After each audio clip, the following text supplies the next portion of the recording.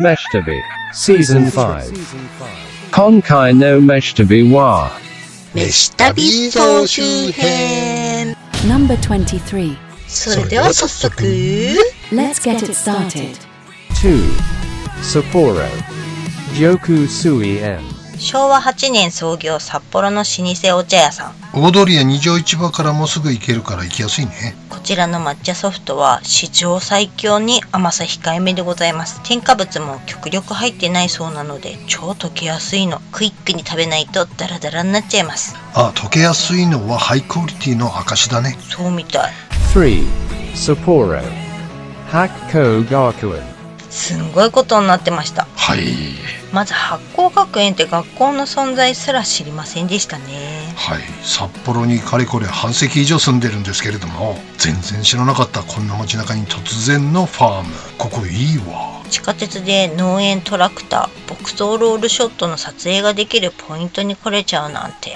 これは観光客には便利だね。東方線福住駅から長めのパー5ぐらいの距離かな。いや、それゴルファーしかわかんない。平たく言うと数分で歩ける距離ってこと。ソフト安いし、北海道っぽいショットの撮影にはお手軽ね。ただ行列は想像を超えています。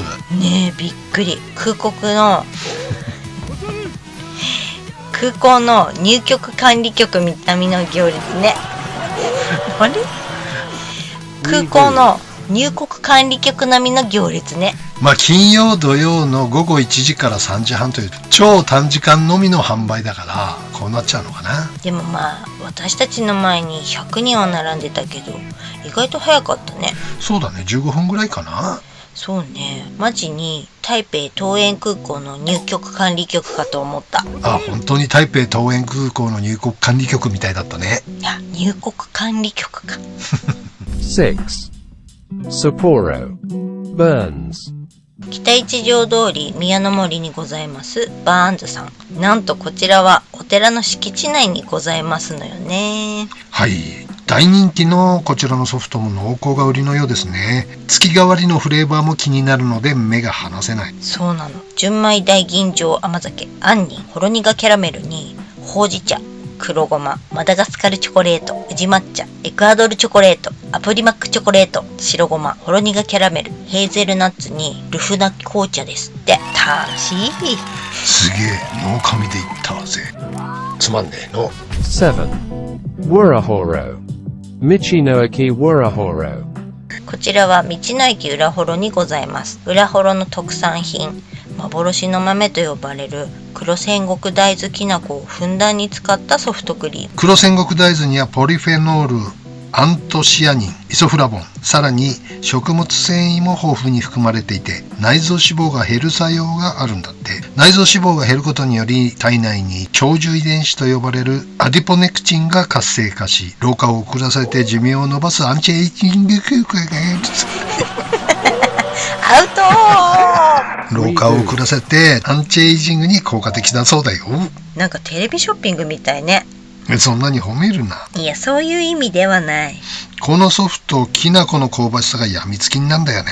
甘さも控えめで、これは帯広方面に来たら寄っちゃうね。あ、帯広から釧路へ向かうときはマストだね。道の駅だからって舐めたらあかんやつっす。舐めたらあかんってソフトクリームなのに。 10. Sapporo. Benbeya.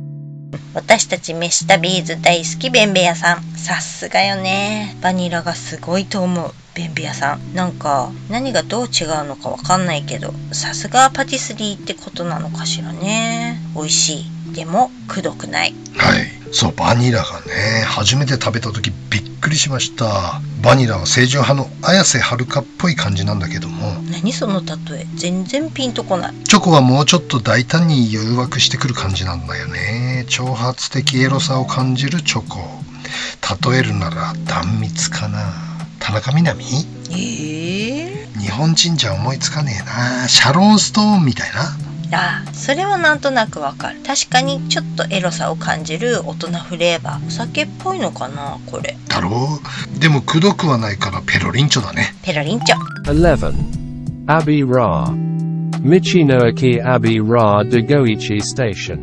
はい、こちらは大人気道の駅アビラデゴイチステーションのソフト、秋限定フレーバーのロイシーコーン。これやばいっす。そば鉄帰りのデザートはこれですね。そば鉄については前作のガチまた食べたい北海道そば選手権を見てみてね。これも甘さ控えめでどっちかちゅうと大人向けのテイストだね。白い甘いコーンで作ってんのかな。多分ね、白いの業界用語ロイシーからのネーミングだと勝手に決めつけておりますが、はい、多分トウモロコシの自然の甘さを大切にしてる感じのテイストかと思われるよね。そうなのかな。とにかくもはや舐めるコーンスープ、フレンチのスープに出てきそうなやつ。ああ、そういう上品さがあるね。これは9月中旬からかな。うん、そう言ってたわね。楽しみ。14. Sapporo. Yahia Sweet Street. こちらは西区日町の日町ってね、札幌市にあったかな。あれ、西区から分離したのは丁寧か。Continue. こちらは西区西町の住宅街にあるパティスリー。目立たない場所にあるから通りすがりって感じではありませんね。はい、西町界隈のお店物色していて見つけたお店。食べログとかとんでもない低スコアなのですが、写真で見る限り高い技術とセンスが感じられるケーキちゃんたちだったのでね、お邪魔してみたんです。ね、食べログの点数基準ってどうなってんのかしらね。新しいお店だとほんとはてなって点数のお店結構あるよね。あ、マジほんとだ。それに私たちが大好きなベンベ屋さんご出身のオーナーシェフということでね。はい、ケーキも美味しかったですよね。美味しかった。ところがですよ、このくず巻きソフトなるありえへんネーミングのソフトがびっくりだったんです。くず巻きソフトってなるよね。あ、知らないと何のくずが入ってんのかなって思うよね。思う。残念ながらくずは入ってなかったんですけども、こちらは岩手県葛巻町の低温殺菌牛乳を使ったソフトで、決して中のくずを巻いたものではございませんの。これがね、びっくりしましたね。ありがちな濃厚牛乳ソフト系なのかなと思いきや、これどういう作用なんでしょうか。レシピなんでしょうかね。今まで食べたバニラ系ソフトとは全然違うんです。素人のおじさんには全くわかりませんが、唯一無二の美味しさであるということは分かりました。ソフトクリームといえば子供の頃ね、4歳か5歳ぐらいの時かな、ソフトクリームを食べてる時にお袋に着替えさせられたんだよね。でもう大好きなんで、ソフトクリームが子供の頃から、もう手から離されないわけですよ。でシャツをこう脱がされた時にね、どうなったんだろうね、ちょっと覚えてないんだけど、なんか気がつくと左手がだらりとぶら下がっててね、ちょっと何ふざけてんの、また早く着替えなさいってお袋に怒られたんだけど、左手が動かないんですよ。脱臼しちゃってて。痛いじゃん。それがなんか全然痛くなかったんだよね。そんなことで脱臼ってするんだと思って。怖っ。その後遺症なのかな。俺、左肩は割と弱くて、ゴルフやってた時も左肩が痛くてちょっとゴルフやめた時期もあったんだけど、最近ゴルフしてないのに左肩が痛いから、ひょっとしてソフトクリームの時の後遺症なんじゃないかと結構調べたら、脱臼後遺症っていうのは結構あるみたいで、昔のソフトクリーム脱臼後遺症っていうのがあるみたいで。ほんまかいな、聞いたことないわ。これはね、気をつけて、夜寝てて痛くて目覚めたりとかね、寝れなかったりとかするんで、怖いね、昔の古傷がと。皆さんも気をつけてください。ソフトクリーム脱臼症候メシタビ。Konkai no meshtabi wa. Gachi de mata tabathai. Sapporo Sugoi Ramen's 11 des. それでは早速、Let's get it started. 1. Tsukisamu Nishi. Ramen Yoshi. 月寒の名店ですね。2017年から6年連続100名店なのに、私はまだなのに Continue. 私はまだ連れてってもらってないけど、やっぱ昼だけしかやってないとさ、そばとラーメンに分かれて活動するパターン多いからね、メシタビーズ的に。そうなのよね。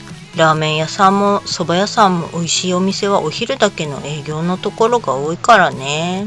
ここのラーメンは濃厚だからグリーンには濃ゆすぎると思うけどね、しょっぱくないからいけるよきっと。なら連れてけ。濃厚魚介醤油、匠の技が光る一品勝負だから可能な具すべてが超ハイクオリティ、丁寧なラーメンです。ありそうでなかなかないよね、一味勝負のお店って。よっぽど自信がなければできないものね。しかもここ札幌ですよ。味噌ラーメンならまだしも。はい、そうなんです。好きですね、このこだわり。2. Nakanoshima Ichijo 9. Garayuman Buhien. すごいラーメンズ。次に紹介するのはこちらでございます。こちらでございます。なんか多かった気がするな。こ Continue. ちらはミシュランガイド掲載の鶏白湯、塩が人気なんです。はい、なんと言っても2種類の塩鶏白湯が素晴らしいですね。一つ目の魚介鶏白湯は魚介が前面に出て鶏白湯がコクを加えている感じ。主張しすぎない魚介の風味がいいわね。もう一つミシュラン掲載の我流札幌ラーメン飛燕は焦がしラードとガーリックが香ばしい独特のコクが癖になるテイスト。一見パンチ効いてそうな風に見えるけど優しいの。スープ飲み干しちゃい系っていうか、私のラーメンのスープ隣のおじさんほとんど飲んじゃってんですけど。だって美味しかったんだもん。もうんじゃないでしょ。もう。 3. Kitano. Tora. 北野の人気ラーメン店さん。どうやら倉吉のフランチャイズ店舗として開業したお店らしいですね。フルリニューアルしてトラ化したようですね。黒吉ってタスコシステムが展開してた？そうそう、北海道ベテランさんならご存知でしょうが、タスコシステムはまあ言うなれば札幌のグローバルダイニング的な会社ですね。グローバルダイニングってナーコロ騒ぎで営業自体に応じないで一悶着あった東京の飲食店経営会社よね。あれ結局どうなったんだっけね、裁判って全く報道されてないんだけども、東京地裁は東京都の時間短縮命令について特に必要だったとは認められず違法と言うべきだと認定してグローバルダイニング側の主張を支持したんだぜ。にもかかわらずグローバルダイニング側が勝ったってこと？そうさ、でも報道されてないでしょ。どうなってんの？でラーメンの話でしょ。ラーメン。あ、そうそう。でここのオーナーさんはもともと飲食無経験だったらしいんさ。そうなの？それもまた珍しいね。すごいと思う。フランチャイズで覚えたラーメンノウハウをフルリニューアルして札幌クラスの人気店にまで押し上げたんですからね。超レアパターンね。天才なの？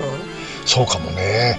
料理は感性と天性が大事な世界。レシピがあるからって誰が作っても同じ味になる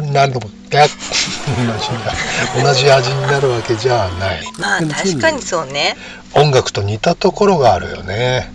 音楽？津波はサザンオールスターズの名曲だけど、これ圭介桑田が歌うからすっげえいいじゃん。これおじさんが歌ったらとんでもないぜ。そりゃそうでしょ。 4. Taihei. Menya Kasera Sera. 札幌鶏白湯界の代表的なお店。スープに関してはナンバーワンかな。素晴らしいスープですね。鶏白湯史上最強レベルのスープ。随分スープ言うわね。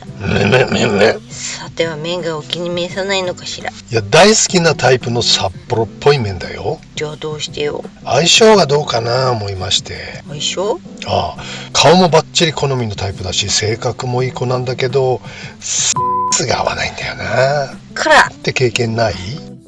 あるね。あるあるでしょ。そんな感じさ。なんかわかんないけどほんと美味しいスープね。マジポタージュ感半端ない。やっぱ鶏白湯うまいよね。おじさんはチンタンよりも白湯が全体的に好きなんだな。Paitan. 私はチンタンかな。 Chintan. チンタンとは沸騰させないで柄の出汁を取り透明なスープを作り出す、いわゆる中国から伝わった伝統的な品そばのスープね。パイタンはお鍋の火消すの忘れた。大将に怒られる。またやりやがったな、この大バカ野郎のコンコンチキが。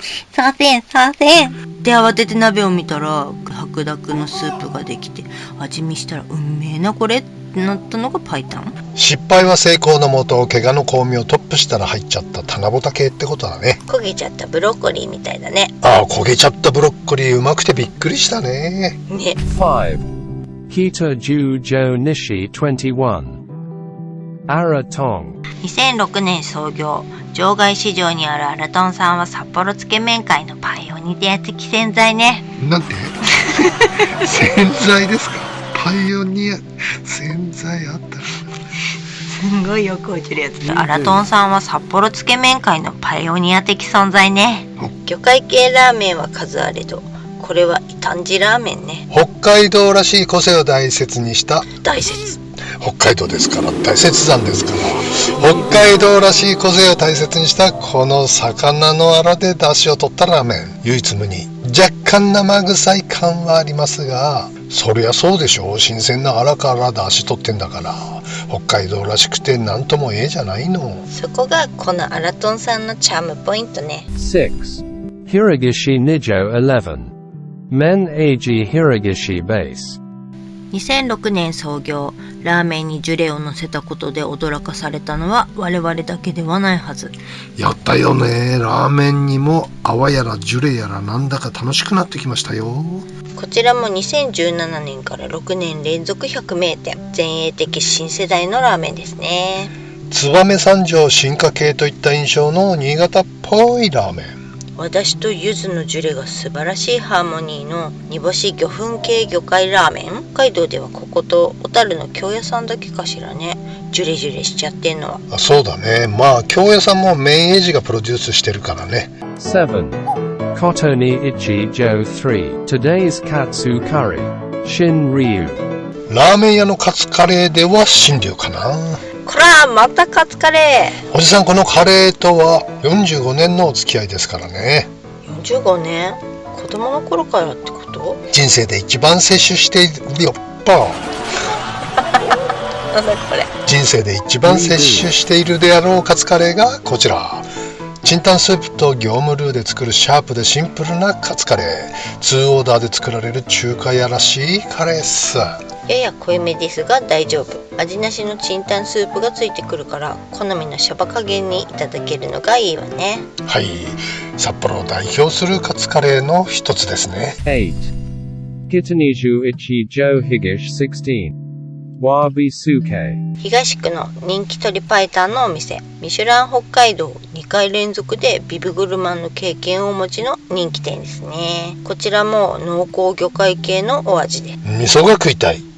でも純炭系はもういいわって方にはこの鶏白湯濃厚魚介味噌をお試しいただきたいですね。進化系味噌ラーメンとしてはかなりイケてる味噌ラーメンかと思います。好きよね、わびさん。ああ、醤油も美味しいし塩も美味しいけれども、鶏白湯や魚介系で味噌が美味しいっていうのが意外とレアなんだよね。これいいっすよ。全部入ってます。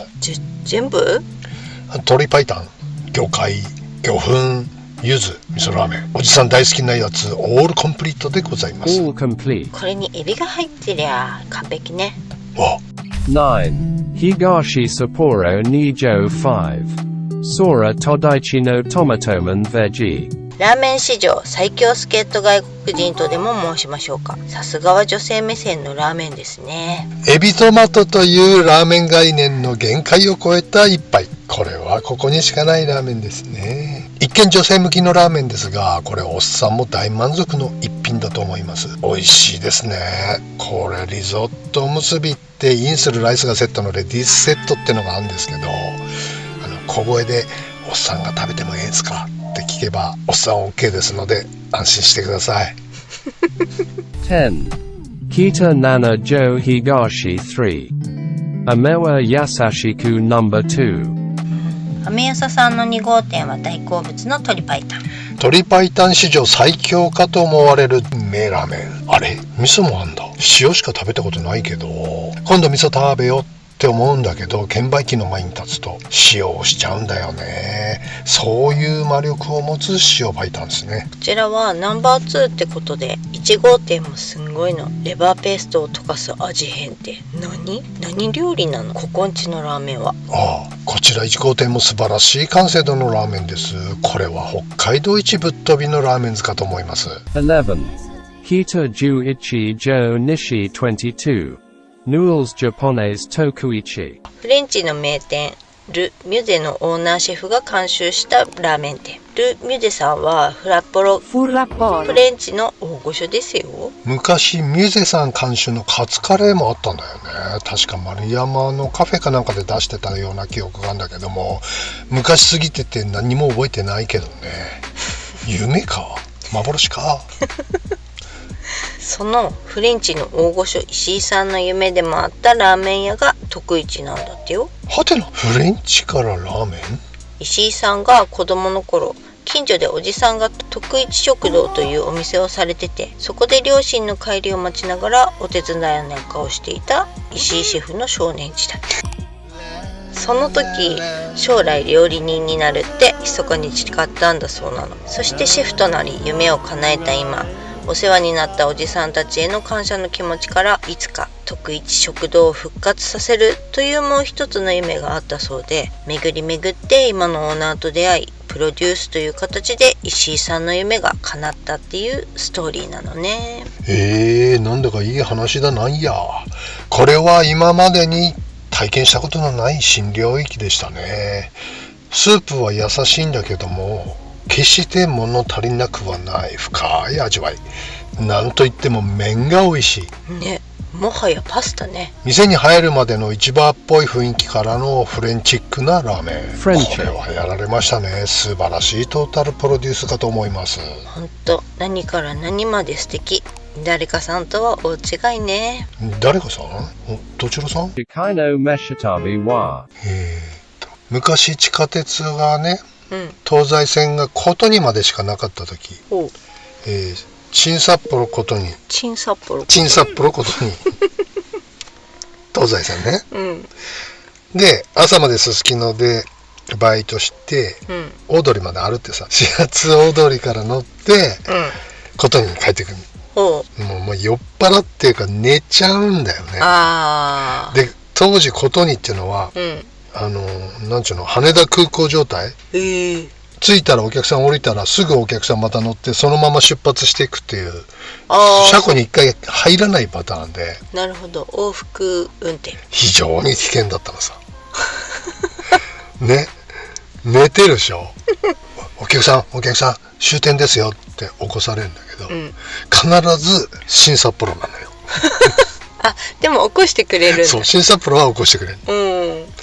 お客さん終点ですよ。3回起こされたの、新札幌。途中でもう目は覚めんだけど、全部でね19個ですよ、駅がそれが往復の38分の1ですよ、ことにね目が覚めるっていうのは。そうだね、確率的には非常に低い。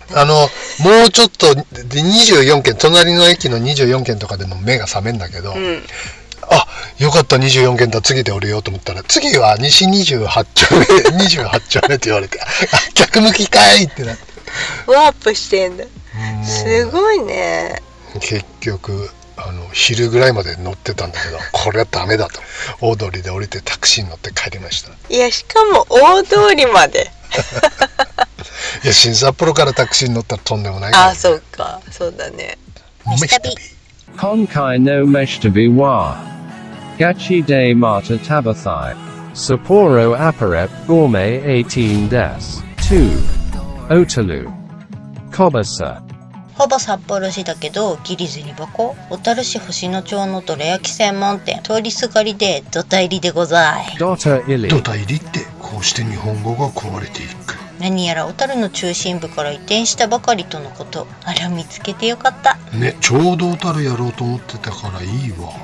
めっちゃうまかったね。めっちゃ美味しかった。桃ドラ思い出したらよだれが。パブロフの犬状態。出る。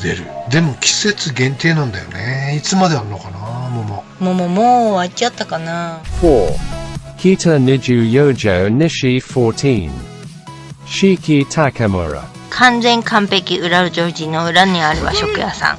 お魚のランチをいただきに参上。住宅っぽい外観ですが、中はしっかりと飲食店になってますね。お昼になるとどこからこの裏路地にこんなに雰囲気的に常連さんが多いようですね。ね、あっという間に満席。こちらは相当キャリアをお持ちの和食料理人さんのお店ですね、おそらく。よね。なんかこんなお値段でこんなにって感じ。これはありがとうです。魚ってこんな美味しかったっけ？カスベのアゴって初めて食べたけど美味しいね。ね、すげえふわふわだったよ。5. Miyanamori Ichijo 11. Maru Pan. 丸山動物園方面へ向かうグリーンベルト沿いのチューリップが綺麗なパン屋さん。住宅の一角で営業するこじんまりとしたお店だけどすごい人気ね。10時開店なのに11時前には売るものがなくなって閉店してしまいそうな勢い。クロワッサンすごいね。びっくり。ね。シルキーと申しましょうか、エアリーと申しましょうか。繊細でナイーブなサクプアなクロワッサン。北海道屈指のクロワッサンかと思います。6. Yoichi. Chemicalo. 夜市をシャコタン方面へ10分くらいかしら。レストランの方は初めてお邪魔しますね。古民家改造の洒落た作り、スローなボーカルのジャズがゆったりと時間を運んでいきます。メインのスモークビーフの赤ワイン煮が品切れとのことなので、なんとなく想像がつくビーフの赤ワイン煮よりスモークチキンのオレンジ煮に惹かれてしまうおじさん。うわ、すんごいオレンジ。これ美味しいですわ。スープとメインとデザートがワンディッシュに詰められちゃいましたみたいな。わあ、すごい。ご飯とかパンとかいらない感じ、めちゃめちゃうまかった。このオレンジソース、誰も見てなかったら杯飲みしてたわ。そんなに？私も食べたい。これ絶対ここでしか味わえないテイストっすわ。ビーフもポトフもボルシチもサーモンも超うまそうな予感。じゃあ2人でまた食べに来なきゃね。Next time. 8. Kita Hiroshima. Kaiten Sushi Ginjalo. ミス旅恒例ローカル回転寿司シリーズでございます。いや、驚きましたね。この中トロ352円はすごい。通常メニューでこのお値段ってありえないね。最近はどこも中トロ2貫で500円超えてきてるからね。ね、私たちにはでかすぎたけどネタもでかいしすんごいバリューね。これは嬉しい寿司屋さんでございます。この本マグロと中トロ352円は誰も太刀打ちできないんじゃない？まったくだ。そしてチョコポテト。あ、ネタで頼んだんだけどこれ意外といけたね。10. Nishino Ichijo 4. Koromo. 西野にございます揚げ物専門店というバッポおじさんのためにあるようなお店ね。ああ、ガチ食べ西町宮の沢で紹介した時に鶏肉の美味しさに驚いたんだよね。ねえ、すんごい柔らかくってジューシーだもんね。今回はノーマルタイプの唐揚げをいただきました。8種もタレがあって2種選べるんだけども、おすすめの柚子胡椒自家製醤油漬けだれをチョイス。やっぱり肉がすごい。特にブランドとか地鶏っていうわけではないんだけれども、なんでこんなジューシーなのかね。なんでもできるだけ水分を保つという下処理の方法だそうなんだけども、すごいっす。魔法のよう。ねえ、こんなに違うなんて。12. Hasamu Jawichi Jo 3. Chugoku Shakusai Oyama. ハッサム中央駅からすぐ銀南通り沿いにあります本格中華がいただけるお店。オーナーさんは札幌グランドホテルで料理長をされていた方なんだそう。そりゃうまいでしょう。楽しみですな。はい、見てよこのつやってりのあん。とろり加減が絶妙。お酢もきつくなくて食べやすい。豚さんのちょいと焦げ目なのも最高。ハオチーでございます。はあ、うまそうだな。よだれ出る。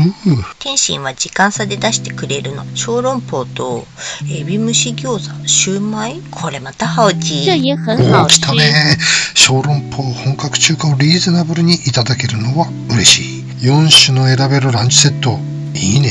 いいでしょう。14. Yoichi.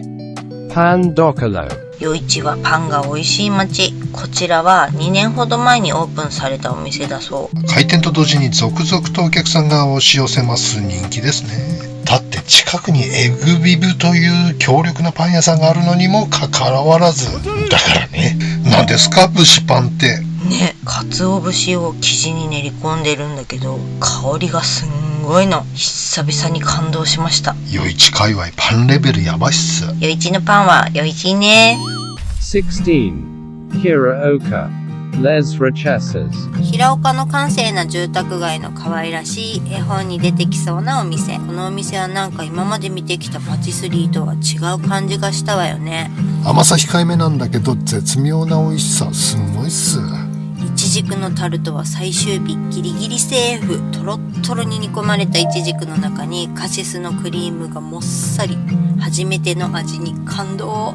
洋梨のチーズタルトもうますぎ、正直子供向きではないけどね。そうね、まさに大人のケーキ。洋梨丸ごと1個。こちらは白ワイン煮でチーズタルトのベースと素晴らしいハーモニー。マジすげえ。崇拝すべき大人のパティスリーっすね。オランジェット8本で280円。これ神。一気食いしちゃいました。17. Niki. Narita Ya. 二木町の山道をかなり奥地へと走っていくと、こんなところにお店あるんすかってぐらい山を登っていきますんです。あら、こんなところに成田屋さん。並んでる。目の前にはブドウ畑が広がってる。最高のロケーションですね。映画に出てきそうな雰囲気だ。土日祝日限定の10割そばは売り切れごめんでしたが、二八もキュッと引き締まった喉越しのいいおそば。パパイヤ鈴木がもっさりのって海苔の風味も良きでございました。そばにもパパイヤ来ました。そうなの、意外にパパイヤ万能ね。2階が2組だけど宿泊できるみたいなんで、泊まって日本ワインをいただくのもいいかも。なんとオーベルジュそば屋、そりゃ珍しいね。ちなみに素泊まりお一人様8250円から。いいね。18. More Arenama Cohen. Lonfon Key Reeve. モエレ沼公園ガラスのピラミッド内にあります札幌フレンチの名店モリエール系列のレストラン。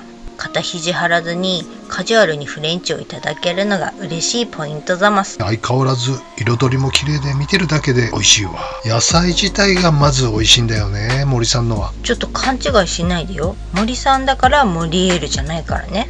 違うの？モリエールのオーナーシェフは中道さん。フランスで修行された札幌フレンチのパイオニアね。この焦がしバターとヨーグルトのソースっていうのが最高だったわ。バターのコクとヨーグルトのほのかな酸味がアクセントになっていて、自然の恵みをありがとうって思うサラダ。お口直しのシャーベットが爽やか。レモンソースと岩塩、ビタミン C たっぷりでさっぱり。いいね、レモンソース。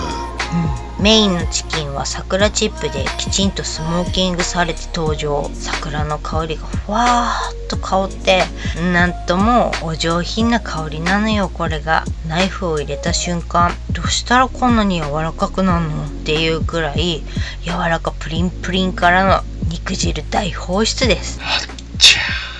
うまそう。極めつけのデザート4種類も来ちゃうんだから。おいおい、このデザートだけで1800円とかしそうだぜ。でしょう。モリエール系列はこれで完全制覇なり。あれ、モリエールは本店って行ったことないよね。あったわね。Chikaino Meshitabi wa. Gachi de Mata Tabathai. ロイヤルホストで朝ミーティングをしてたっていう話を前にしたことがあるんですけど、その時も朝6時ぐらいに店を閉めて、スタッフたちと、雑談ミーティングですね、3時間も4時間もやるんですけど、仕事で疲れてるじゃないですか。飯食ったら眠くなるじゃないですか。寝落ちしちゃうんですよね、あ、また寝てるわみたいな。で目覚めたら、誰もいなくて、おじさん一人だけ、目覚めて、やべ、寝過ごしてしまったと思ってふって辺り見回したら、窓の外でスタッフたちがみんなケラッケラ笑いながらこっち指さして見てる。帰っちゃったわけじゃなかったんだね。優しいスタッフだね。はい。かわいい。こんなことがありましたね。起きないんだね。起きないか、朝まで働いや、起きないでしょ。そんなみんなこっそり出てくわけですから。それはそうだね。寝たよし行くぞってやるわけだからアイコンタクトでね。すぐ寝ちゃうんすよね。特に酔っ払ってくるとおっ舐めてるうちに寝ちゃうんですよね。やめなさい。失礼、ほんと失礼ね。起きたらあれおっぱいどこ行った形跡消えていなくなってるっていうパターン。怖い怖い。ほんとちょっと事件になります、ね。あと一回だけ知らない子が隣に寝てたことあります。うっすら酔っ払ってるから、うっすらとしか覚えてなくて、あれこの子どこの誰だっけみたいなこともありました。それはちょめちょめ。いやドラマでよくあるじゃない、やったっけみたいな、本当その状態です。真実は明らかになった。こうパンツ見てあれしたのかなみたいな。昔のドラマでよくあるやつね。皆さんも経験あると思うんですけど、あるでしょう、男の方たちは。まあ一部女性もありそうですけどね。それご自分のことでいらっしゃいますか？はい。あれここどこ？世界中のグリーンファンが幻滅するからやめてください。若気の至りでございます。